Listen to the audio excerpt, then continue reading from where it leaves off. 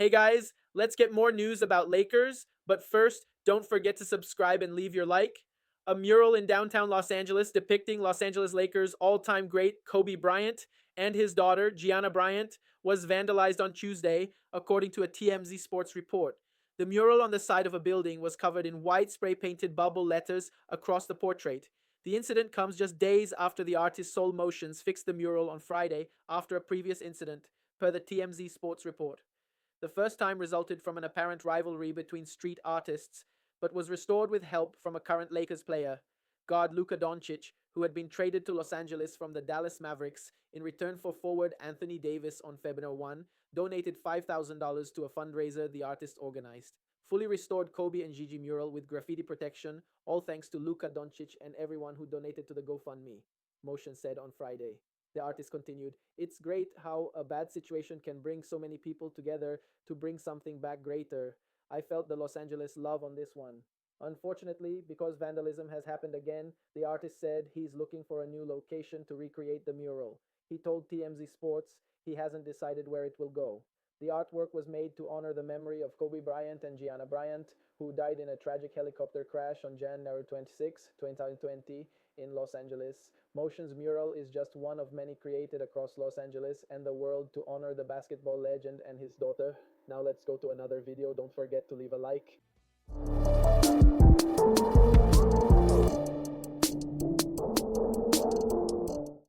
We all know that the Lakers' biggest need in the 2025 NBA offseason is to go find a competent big man to play alongside LeBron James and Luka Doncic. On today's show, we are going to take a look at 4 center trade targets for the LA Lakers in the coming weeks and months, and we'll get into those here in just a few moments. But before we do, I need you guys to hit that subscribe button for me right now. Last month, we hit 253 subs in the month of May. Our goal is to double that here in June. Help us get to 500 subs here in the month of June. It's the most important month of the offseason for the Los Angeles Lakers. So hit that subscribe button. And if anything happens with the LA Lakers, you know where to come. It's youtube.com/LakersTV.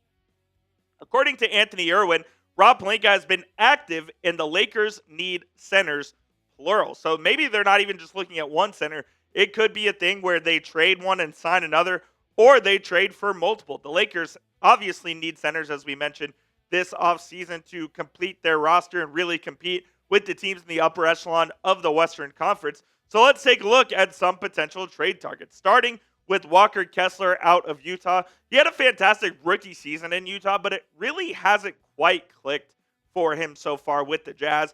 And Lord knows where the Jazz are in terms of their rebuild or in their building process of a roster. They are all over the place right now. In his rookie season, he averaged 9.2 and 8.4, including 2.3 blocks per game. He's been a block machine, averaging over 2 blocks a game in each of the first 3 years of his career. The field goal percentage is good because everything with Kessler is right around the rim. I think he's a really good player, and the Lakers have had rumored interest in the past with Walker Kessler. It seems like he's been in trade rumors basically his entire career with Utah, just because no one knows what Utah is going to do, even though they just hired Danny Ainge's son as their president of basketball operations, and he may be looking to go in a different direction. And I do think Kessler would fit well on this Lakers roster. It's a pretty simple deal if you want to go get Walker Kessler from the Utah Jazz. You just trade Dalton Knecht and a 2028 first-round pick swap, and I think that gets the deal done. Knecht just really hasn't made an imprint in his first year in Los Angeles, and they did agree to the trade to send Knecht to the Charlotte Hornets in exchange for Mark Williams, which obviously got nixed due to the failed physical from Williams, and then Knecht was brought back, never really integrated back into the Lakers rotation, so it wouldn't shock me whatsoever if Rob Pelinka dealt Dalton Knecht again this coming offseason. So Walker Kessler, a name to keep in mind. Nick Claxton is a guy that you would have to pay a lot more for than you would if you were going to get Walker Kessler. He's one of my favorite players in the NBA, and it seems like he's kind of wasting away there in Brooklyn, another team that really doesn't have much of a direction going forward or even currently. I don't know if they're going to be trying to compete for postseason or if they're going to be tanking. No one knows. But Claxton averaged 10 and 7.5 last year, 2.3 stocks, which if you don't know are steals and blocks combined, and 56% from the field as well. His skill set certainly fits with Luka, as he's more of a lob threat than Walker Kessler is, and Luka is at his best when he has a lob threat, and that's why the Lakers tried to go get Mark Williams at the trade deadline. A lob threat just feeds off Luka so well in the pick and roll game. It opens up a ton of opportunities for both the center and Luka to do what they do best on the offensive end of the court. Wouldn't mind Nick Claxton whatsoever, but like I said, it would take a lot more than just giving up Dalton Connect and a pick swap. So I think you're going to have to be giving up the likes of Jared Vanderbilt, Gabe Vincent, including Connect, and probably that 2031 first-round pick in order to go get Claxton. And to be honest, I'm not sure if this is even enough to entice Brooklyn to go get it done, but this is what I would offer if I was the GM of the Los Angeles Lakers. I really like Nick Claxton. I think he'd be a great fit in LA. I'm just not sure what the feasibility of this deal might be. We'll talk about the other two centers here in just a few moments, but we need to tell you guys about our sponsor of today's show, which of course is Prize Picks, America's #1 daily fantasy sports app. Prize Picks has over 10 million members and billions of dollars in awarded winnings, making daily fantasy sports accessible to all. You just pick more or less on at least two players for a shot to win up to 2,000 times your cash. Run your game all season long on Prize Picks. Do you know ball? There's only one series left in the playoffs, and the championship is officially on the line. That means time is running out for you to put your final takes to the test on Prize Picks, the best place to cash in on your favorite sports. Prize Picks is the best way to get action on sports in more than 30 states, including California, Georgia, Florida, and Texas. They put their members first, so all withdrawals are fast, safe, and secure. And when my picks hit, I can get my money in as quick as 15 minutes. And today, on Taco Tuesday, you can get a discounted projection on Paul Skeen's strikeout, so go check that out as well. But here is my projection for Game 1 of the Finals. I'm going to go with the more on Miles Turner rebounds. I'm going to take the less on Tyrese Halliburton points, and I'm going to take the more on Shai Gilgeous-Alexander free throws attempted. So you can copy my picks or make a lineup of your own. Just please make sure you do it over at Prize Picks. How do you play? Super easy. Download the Prize Picks app today and use code CLNS on your screen right there to get a $50 bonus when you play your first $5 lineup. You don't even need to win to receive that bonus. It is guaranteed once you play that lineup. Again, download the app and use code CLNS to get that $50 bonus when you play $5. It is Prize Picks. Run your game. Daniel Gafford could be another option that the Lakers try to look at this offseason. Gafford heading into the final year of his contract with the Dallas Mavericks, and the rumors were that he wanted starter money on a potential extension, and I'm not sure that the Mavericks are ready to pay that, so he could be someone on the trade block. And Gafford was a great player for the Mavericks after they traded for him at the 2024 NBA trade deadline, was an integral part en route to the 24 NBA Finals for the Mavs. He's a guy who's going to give you 11 and 7. He's going to give you over a block a night. He's extremely efficient around the rim, plays with a ton of energy, and built an instant chemistry with Luka Doncic. So we know that connection works, and it would be a pretty seamless transition from the Mavericks to the Lakers for Daniel Gafford if they were to explore that deal. The Mavericks are looking for guard help over the course of this offseason because Kyrie Irving's going to be out until at minimum January with that torn ACL. So I kind of think this deal is pretty simple to make.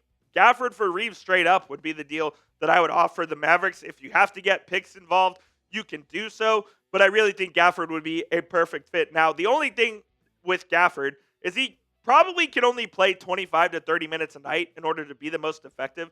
You don't want him playing much more than 30 minutes. Otherwise, he starts getting tired and his effectiveness really starts going down. So if you go get Daniel Gafford, you'd probably have to find another center to pair with him. But I think he would be the perfect fit for the LA Lakers offense. I want to hear from you guys down in the comment section. Would you trade Austin Reeves for Daniel Gafford? If you would, type T for trade. If you would not, type P for pass. And let me know your reasoning down there in the comment section. Go on down there and weigh in for me, Lakers fans. Our final one we are going to talk about today is Jared Allen from the Cleveland Cavaliers. Allen is one of the key pieces in Cleveland. Cleveland had a fantastic season once again, even though they kind of faded out in the NBA playoffs. Allen last year averaged 13.5 points, almost 10 boards, 1.8 stocks, and was a 70% from the field. Jared Allen, fantastic player. He does have a rather large contract, though, coming up here in Cleveland. He's under contract for the next 4 years at just $20 million next year, which is really affordable, but then it goes up significantly after he signed that extension. $28 million, $30 million, and $32 million are his cap hits over the next 3 seasons. So a deal would probably be pretty difficult and might take multiple teams in order to get done. Allen doesn't quite fit. He's not the same mold as the other 3 guys are, but I certainly think Allen could play with alongside Luka and LeBron. It would just be JJ Redick just trying to fit different pieces together in order to make it work. A 3-team trade is what I think it would take to go get Allen. So I have the Lakers receiving Jared Allen. I have the Cleveland Cavaliers receiving Rui Hachimura, Dalton Connect, and a pick swap in 2030. And then I have the Nets getting Max Strus, Jalen Tyson, and that 2031 first-round pick. This is a deal that I think if Cleveland wants to get out of the Jared Allen business, they could possibly make. Look, I think Allen would be a really good player for the Lakers. Would he be the best fit of these guys? No, but I do think he is the best individual player that we have talked about here on today's show. So now that we've gone over 4 centers that we've talked about here on the show, pick one you want to trade for. If you want Walker Kessler, type WK, NC for Nick Claxton, DG for Daniel Gafford, or JA for Jared Allen. Let me know who the Lakers should trade for down there in the comment section. That will do it for today's show, guys. Appreciate you for tuning in to the Lakers Report by Chat Sports. If any Lakers news happen all throughout the offseason, you'll find it right here on the channel. It's youtube.com/LakersTV, and we'll see you guys soon.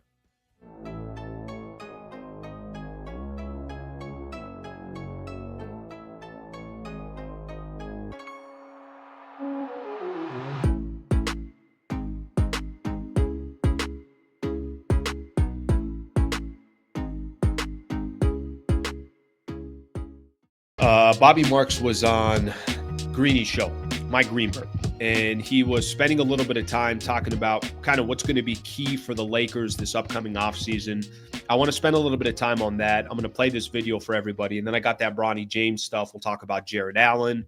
There's a few different things that I think we could play. So before I do so, let me get this all kind of queued up here. And I'll tell you guys the conversation real quick, and not kind of a shocking surprise, but ESPN was going through kind of the main teams. Hey, what should the Knicks do this summer, and what should the Golden State Warriors do? What should the Celtics do? And then Lakers, of course, come up as well. So ESPN trying to hit on kind of the key teams and the key franchises. Let me play this for everybody real quick. Take a listen to Bobby Marks, who obviously does a phenomenal job covering the NBA. Nice enough to join this show. He joined the show about a month ago or so. So he's been somebody that's been very nice with his time in the past as well. Here's Bobby Marks talking about what the Lakers, what are their main priorities this offseason. Let's take a quick listen. And of course, they get knocked out in the first round. So, Bobby, what do we expect their offseason to look like? I expect them to be extremely aggressive this offseason, especially with LeBron likely going into, he's got 1 year left on his contract. I think there's 3 things here. You've got to take advantage of the $60 million in expiring contracts when you're looking at certainly players like Gabe Vincent and Rui Hachimura. The second thing is I'm going to pause it here real quick. If you guys don't mind, I'm going to kind of, each one of these bullet points I'm going to get into. All right, so take advantage of the expiring contracts. I think sometimes people might look at Rui, Maxi Kleber, Gabe Vincent, some of these contracts that they're on the books and they're going to be off the books by next year. One of the most appealing things for teams in the NBA, of course, it just depends where the franchise is. They want to clear their books. They'll give you a contract. If you want a player and he's got 3 years left on his contract, but you value that player, and there's a team out there that's, we don't care. We're rebuilding. We just want to clear our cap. We want to clear our books. All of a sudden, a contract like Rui or Gabe Vincent or Maxi Kleber, I'm just naming guys off because those are all expiring contracts that I know that the Lakers have. You got to take advantage of that. Bobby Marks is mentioning there's value in those players because they are expiring contracts. So something to keep in mind in regards to that. So yes, granted, the Lakers don't have a ton of assets. They don't have a ton of draft capital. Austin Reeves seems like the biggest asset that the Lakers have that they'd be willing to move from if there's the right player out there. But having expiring contracts is of benefit, and we'll see how the Lakers navigate that this summer. Keep taking a listen. They showed their hand at the trade deadline when they made that Mark Williams trade that wound up failing him on his physical. They are going to go out and get a center this offseason. We'll see how that goes. You've got 1 first round, pick to do that. And then the third thing is keep an eye on August 2nd. That is when Luka is eligible to sign that extension. So you're trying to build for the now, but I think you also have to have an eye for the future when eventually LeBron does retire here. So that's an interesting piece of this to me, Alan, is that I'm going to let this play here for a quick second, but those are the three things that he mentioned. Take advantage of the expiring contracts. Obviously, get a starting center. He said they showed their hand. Obviously, this isn't a secret. Everybody knows this. The Lakers, they got nothing until they go get a big. There's no noise to be made. And then he said the Luka Doncic extension, which I think everybody just assumes Luka's going to sign an extension August 2nd. We go from there. The one piece that I will say, and I want to play one more piece of this because Greeny says something, Alan Hahn says something that I think is worth talking about. The one other thing he mentioned is you're trying to compete now, but you're also trying to build for the future. Is that possible? I mean, can you really do that? You know, yesterday I played or I read a quote, Danny Green, basically saying that he doesn't like the formula the Lakers have. He doesn't believe in the LeBron and Luka formula when LeBron is 40 plus years old. I threw out a scenario that really the only way LeBron and Luka can win a championship together, you better be trading another asset, all your assets really, to go get a true big that now becomes the second best player on your team. So LeBron slides down and he's basically your third option. Is that realistic? Probably not. But that trying to build for the future and also trying to compete for a championship now, you know how difficult that is? Like, I don't really know of too many teams that have the ability to do that or successfully do that. Let me play the final clip here, and then I'll look at some of your comments. that you've got Tatum is what he is, right? He's a young player. He had a catastrophic injury, but he'll be back, and, knock on wood, he'll be great. With the Lakers, you have to both have a plan to try and win the title next year, which feels within grasp, and also have something put together for what will then become Luka's Lakers into the future. I'm not even worried about that. Like, I'm not. You're just winning next year. This is your window right now. You still have LeBron James. With those two guys, you have a chance to win a championship because of their greatness together. What you can control is the most important need on this roster is a center. So they tried Mark Williams. He would have been a great fit. For whatever reason, that didn't happen. But I expect that they're going to be calling every single team that has a big man. And here in New York, they should be calling the Knicks about Mitchell Robinson. If the Knicks are trying to get assets, if they're trying to figure out what they want to do with their roster going forward, maybe even need to save money, perhaps that's a team that that's a guy the Lakers should be targeting. He would be a perfect fit on that team. It's so funny. And it's a good clip right there. I mean, whether you guys are, however you guys look at that clip, I do think there's a little bit of like, all right, there's from my perspective, there's like such desperation of the Lakers trying to get a big. I don't care who it is. I mean, if you were watching the Knicks, I was watching all those games between the Knicks and the Pacers. Watched most of them against the Celtics as well. Mitchell Robinson was a nice player. Definitely a player that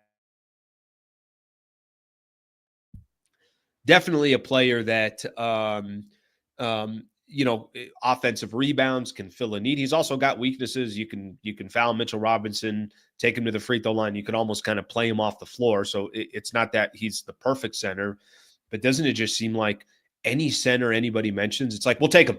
Yeah. It doesn't matter what it is. You feel like you can't be greedy by any stretch of the imagination. And that's going to be part of the challenge, obviously, for the Lakers. I think the main thing to kind of take away with what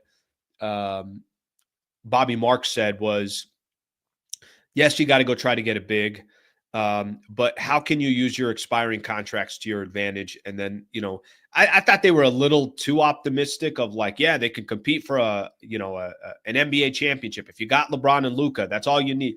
I mean, obviously, the Lakers really, really, really have to figure out, really got to figure out the rest of their roster, and we'll see how they're able to do that. But Bobby Marks kind of breaking down the three things that he thinks the Lakers are going to need the most this upcoming summer. All right, thank you very much for watching the clip. Just want to give a shout out here to one of our partners, the Wallace Firm. They are official injury attorney of the Sliwa Show and Hoops Talk, the entire channel. If you are ever in a need, and I hope you're not, but some type of serious injury with yourself or a family member of yours, I would like to personally help you by introducing you to the best in the business, Brad Wallace and the Wallace Firm. Also got a URL out here that you can use as well. Just go to wallacewins.com/Sliwa. Thank you for their partnership, and thank you for being a part of the Sliwa Show.